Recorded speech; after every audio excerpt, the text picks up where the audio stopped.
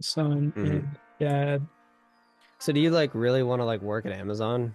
The Or like prodigal son. No, is that no. I actually don't mind it, but at the same time, I do mind it. There's many things that do not. But I yeah, would. you love Amazon. You love Bro, Jeff fuck Bezos. off. You do. I know you do. You love Oh it. my God. He's basically like, give away all your stuff, and and part of me wants to do that. Part of me wants to like not. Part of me wants to just like take that approach, but it's always easier to say that stuff before Yeah. doing it. Obviously we worry about like the eatable situation. So why do you want to move out there? What is actually pulling you to move out? Well, that's the point. Yeah, that's what I'm not like afraid to move out. Like I want to move out, but this is becoming a psychology sit Yeah. down therapy Yeah. session. Yeah, as it goes. If you don't want to move out, don't move out. I do want to move out. Do you want to live with other people or do you want to live alone?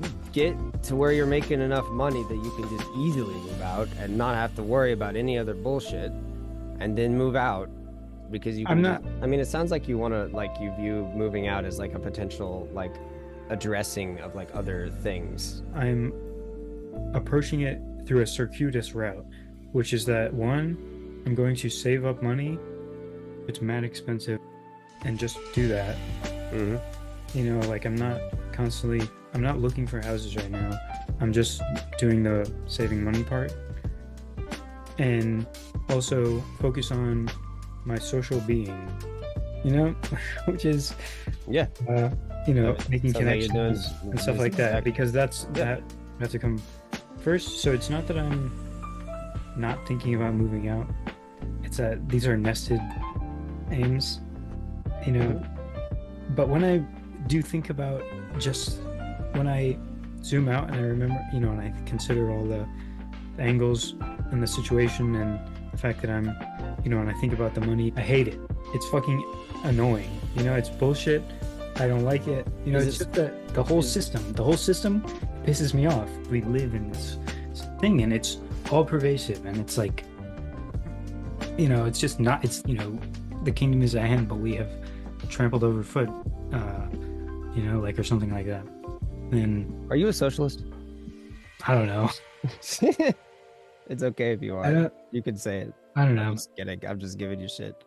I don't know. Part of No, me, you're talking about like the system being like shit. So I was yeah. just like, he's a socialist. It was just because I was talking to someone earlier and I was talking to my grandmother about Christianity and she she was calling the church socialist and she was like saying it in a bad way and I was just like, this is confusing. I don't Maybe know she what was that talking means. about those like far left, super wokey churches. She was talking about the church in the Old Testament and how it was practiced, like, and how Yeah. it was So like, that's a good, I think that's an interesting point, which is that the early communities probably like, it looked something like communism, you hell know, yeah. except like, Yes. except, you know, it's terminology and I stuff. fucking love communism, dude. It's like, I just want more of it. Yeah. Jesus wants more of it. Sorry, I'm You just know, you know, a prick. I don't know. I learned from David Bentley Hart that in the Lord's Prayer, when it ends with deliver us from evil, originally it was more so along the lines of spare us from the wicked man. It's like keep us away from the man. It's The like, man, yeah. and when it said Huh. That's interesting. and another part of it was spare us from trial, which is like literally the courts were all corrupt and they were the debt situation was insane. They were doing these like billion% loans or whatever, Hmm. and so Jesus was like, help us stay out of that shit, Yeah. and Like, just throw and your money in this pot, dude, yeah. and we're gonna give it to someone if they need help. And I was just fucking thrown. Am I a socialist? I don't know. If you don't know, then you are. Okay, that's what they told my grandparents, and that's what they told me. So No. we Yeah. don't like that in No. America. I don't know. I would be down to live in some sort of communal situation. However, obviously, these are dangerous waters that one must tread carefully upon. Nah, dude.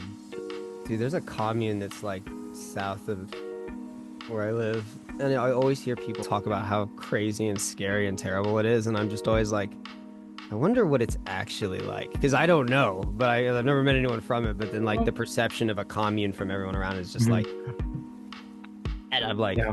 I wonder what Yeah, it's no, actually like. I'm even like tensing up now just thinking about it, because but I think it's a crucial and important and very interesting topic. And, like if I think my mind goes to Soviet Union and Soviet Russia, the way that the system toppled was that there was these parallel societies within it, and they would set up these, they would be in these areas and they would have like their own local economy type of situation, and eventually they just stopped caring about, like, they were like, the man would be like, stop doing that, and they were killing people and stuff, of course. So I don't mean to oversimplify, but eventually the whole system, people just kind of stopped caring, like they stopped participating in the system and they created their own system. I have a William Blake quote on my wall here, I must create a system or be enslaved by another man's something. I don't know. Yeah, they're also starving and eating each other, right? I mean, that was... Yeah, no, I don't mean to oversimplify, but the point is that, like, they the way out of these societies is, like a kind of a rebirth from the inside. And I don't know, I really like the idea of living in an embodied community with like-minded people where we help each other. I'll tell you what I feel about that. As I feel like it's very easy to see how well that can go, but then like the reality of it, and I'm not even saying that it would definitely go poorly, but I can see how easy it is, like for something like that to become tyrannical because it's just a small group of people. And if it yeah, I think it's like, easy to see how it would go wrong, but not enough people are seeing how it could be right. Exactly what we need. The feeling is there for a reason, even if it's not a good reason all of the time. Well, I think I have more than just feelings to back up my suggestion, Yeah, well, I mean, I imagine you could find more than enough examples of groups of people like that. Yeah, that's the thing, is that it is really also true that it can go terribly wrong. Yeah, I feel like the way that it could manifest in a healthy way maybe is more decentralized. Something about it being more decentralized. Something that checks the idea of power accumulating at the top, because that's always the problem. That's got to be the problem with every institution that's ever fucking fallen ever, whether it's a commune or it's Soviet Russia. It's that power accumulates at the top, doesn't spread out, and then it fucking falls. I mean, that's like the pattern of life and existence, it seems. Yeah, well, yeah, I mean, yeah, Pedro talks about like the pattern of the incarnation, how the highest must serve the lowest, and when there's no it ceases to do that. Yeah. Decentralization, I think there's something there, where we were talking about like the parallel society, communes, etc. Local economies, like whether it be through crypto or whatever, but you always need a center, right? Like decentralization, like the center has to it's like the centers have to be centers, and that the centers like have higher centers.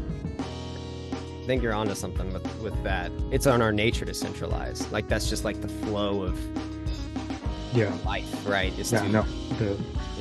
For me, it's interesting in the context of communities, and embodied communities, because that's very interesting in my opinion. I'm really one of the most curious things to me that I'm most curious about is the types of phenomenological experiences that can happen in groups of people. Like it's just the like collective group dialogos, and the whole body of Christ singing together and all that. I think that's where the action is at. And dude, yeah, you should look into. Do you know much about Eastern Orthodoxy? I don't know that I can articulate exactly the belief well, but they believe that you cannot fully reach communion with God or align yourself with his plan unless you are in the church and you are a part of the greater picture, right? That you cannot do it alone. Yeah, right? That's where my mind gets that's why I That's where you lose me. I just don't agree with their definition of the church. I think that the Yeah. true church is the invisible, mystical Yes. body of believers. That's However, my friction too. It's the point of the communion that was mhm, what I was trying to the goal that I was trying to kind of extract from that, right? Which is mhm, that I think there is something to. I don't know that it's fair to say it's lesser than to do it only individually, but there's something. There's a piece of that you're missing when you're not 100%. Yeah, no, you in a have to. community of people that are all Yeah, also on the same page and doing it. yes, yeah, yes. I'm all about that. Where like, that's how I think. That's where I think. That's how I think Christ will return. Actually, is like through the communion where one or two are gathered. There I am, and then you get that a whole bunch of people.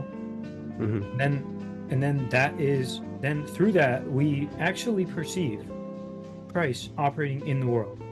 Like Hmm. as a living being. This is like, it's kind of wild, but I actually think that's how it works. It's that like he kind of transcended to this Dude, level where he's um, operating through watch. and like, Yeah, you know, and it's all about the communion of the people together, yeah. and There's something about that yeah, orthodoxy has got right. I don't agree with necessarily yeah, every perspective that got them there, but there's yeah. something there. Did they mention that in the Bible, like astrology? Was that a part of Oh yeah, something? dude, I Yeah, just posted. Yeah, I just posted John, this. you need to look into orthodoxy. A huge part of it is like creating like like for lack of a better word, psychedelic transcendent experience, right? In a Mhm. very like specific kind of way. Yeah, no, yeah, Yeah. I think that, yeah, no, that's true. Telos bound. Telos? What? Telos Telos? bound. Telos bound talks a bunch about the communal ontology. Um, Hmm.